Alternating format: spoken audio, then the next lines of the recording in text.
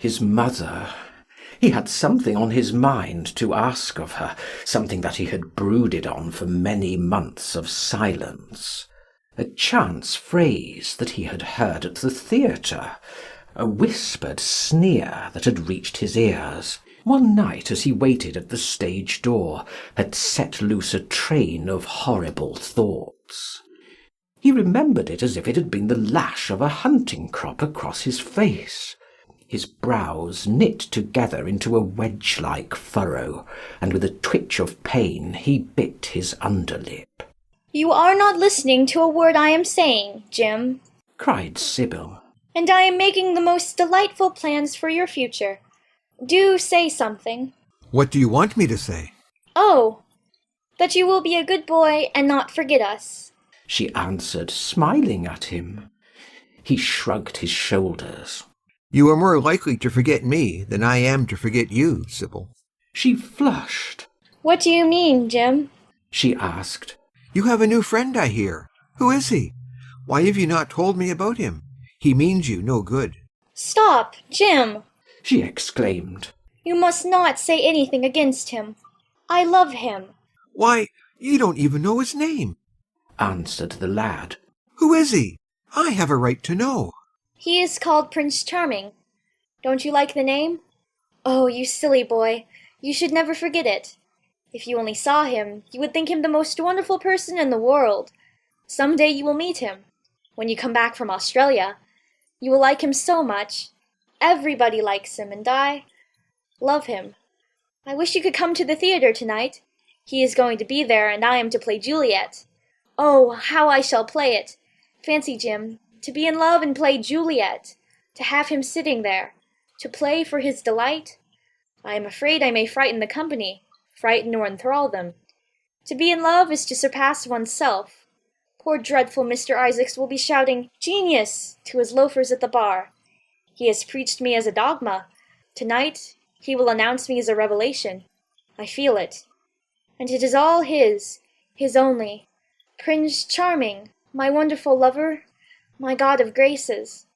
But I am poor beside him. Poor? What does that matter? When poverty creeps in at the door, love flies in through the window. Our proverbs want rewriting. They were made in winter, and it is summer now. Springtime for me, I think, a very dance of blossoms and blue skies." "He is a gentleman?" said the lad sullenly. "A prince!" she cried musically. "What more do you want?" "He wants to enslave you." "I shudder at the thought of being free." "I want you to be aware of him." "To see him is to worship him. To know him is to trust him." "Sibyl, you are mad about him." She laughed and took his arm. "You dear old Jim, you talk as if you were 100.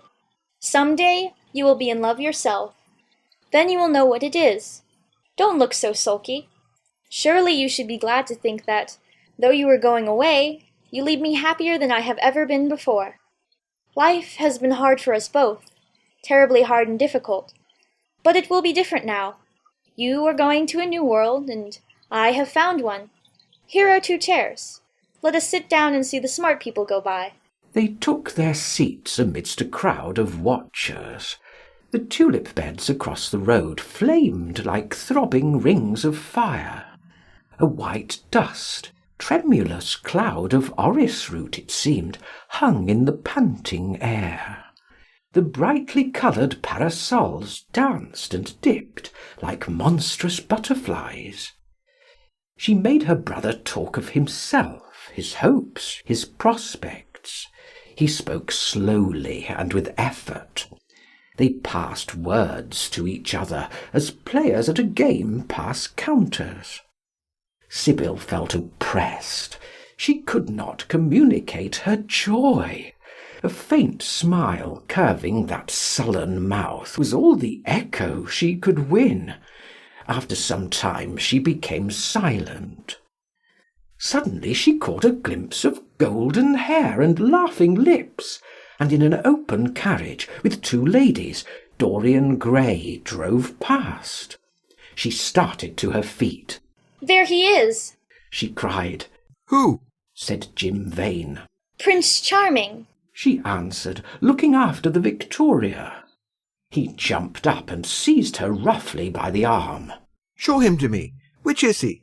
Point him out. I must see him," he exclaimed. But at that moment the Duke of Berwick's four-in-hand came between, and when it had left the space clear, the carriage had swept out of the park. "He is gone," murmured Sibyl sadly. "I wish you had seen him." "I wish I had, for as sure as there is a God in heaven, if he ever does you anything wrong, I shall kill him." She looked at him in horror. He repeated his words. They cut the air like a dagger. The people round began to gape. A lady standing close to her tittered. "Come away, Jim. Come away," she whispered. He followed her doggedly as she passed through the crowd. He felt glad at what he had said. When they reached the Achilles statue, she turned round. There was pity in her eyes that became laughter on her lips. She shook her head at him. "You are foolish, Jim. Utterly foolish. A bad-tempered boy, that is all. How can you say such horrible things? You don't know what you are talking about. You are simply jealous and unkind. I wish you would fall in love. Love makes people good, and what you said was wicked." "I am 16, he answered, and I know what I am about. Mother is no help to you. She doesn't understand how to look after you. I wish now that I was not going to Australia at all. I have a great mind to chuck the whole thing up. I would, if my articles hadn't been signed." "Oh, don't be so serious, Jim. You were like one of the heroes of those silly melodramas Mother used to be so fond of acting in. I am not going to quarrel with you. I have seen him, and oh, to see him is perfect happiness. We won't quarrel. I know you would never harm anyone I love. Would you?" "Not as long as you love him, I suppose," was the sullen answer. "I shall love him forever," she cried. "And he?" "Forever, too." "He had better." She shrank from him. Then she laughed and put her hand on his arm. He was merely a boy. At the Marble Arch they hailed an omnibus, which left them close to their shabby home in the Euston Road. It was after 5 o'clock, and Sibyl had to lie down for a couple of hours before acting. Jim insisted that she should do so. He said that he would sooner part with her when their mother was not present. She would be sure to make a scene, and he detested scenes of every kind. In Sibyl's own room they parted. There was jealousy in the lad's heart, and a fierce, murderous hatred of the stranger who, as it seemed to him, had come between them. Yet when her arms were flung round his neck, and her fingers strayed through his hair, he softened and kissed her with real affection. There were tears in his eyes as he went downstairs. His mother was waiting for him below. She grumbled at his unpunctuality as he entered. He made no answer, but sat down to his meagre meal.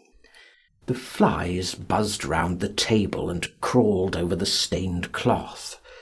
Through the rumble of omnibuses and the clatter of street cabs, he could hear the droning voice devouring each minute that was left to him. After some time he thrust away his plate and put his head in his hands. He felt that he had a right to know. It should have been told to him before, if it was as he suspected. Leaden with fear, his mother watched him.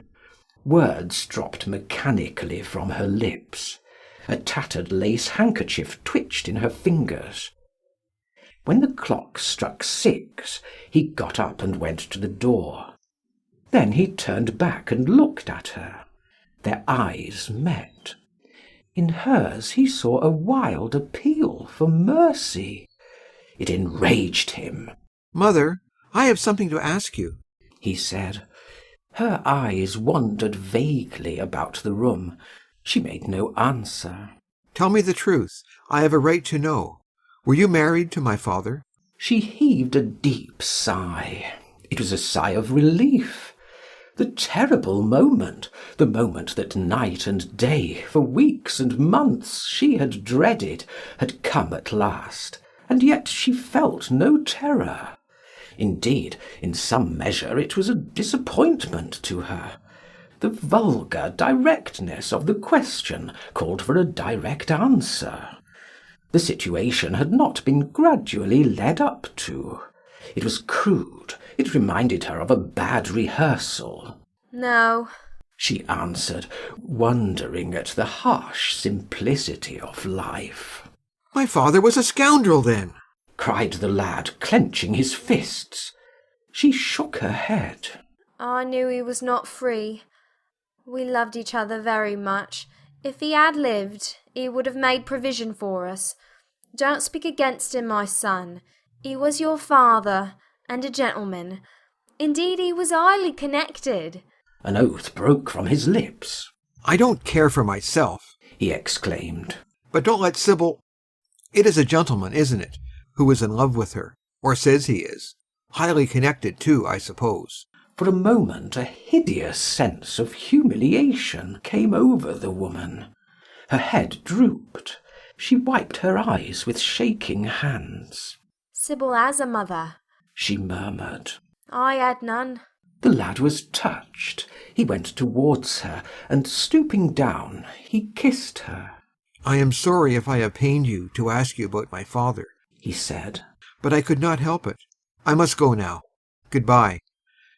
Don't forget that you will have only one child now to look after. And believe me, that if this man wrongs my sister, I will find out who he is, track him down, and kill him like a dog.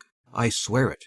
The exaggerated folly of the threat, the passionate gesture that accompanied it, the mad melodramatic words, made life seem more vivid to her.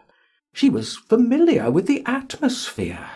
She breathed more freely, and for the first time for many months she really admired her son. She would have liked to have continued the scene on the same emotional scale, but he cut her short. Trunks had to be carried down, and mufflers looked for. The lodging-house drudge bustled in and out. There was the bargaining with the cabman. The moment was lost in vulgar details. It was with a renewed feeling of disappointment that she waved the tattered lace handkerchief from the window as her son drove away. She was conscious that a great opportunity had been wasted. She consoled herself by telling Sybil how desolate she felt her life would be, now that she had only one child to look after. She remembered the phrase. It had pleased her. Of the threat she said nothing. It was vividly and dramatically expressed. She felt that they would all laugh at it some day. End of chapter 5.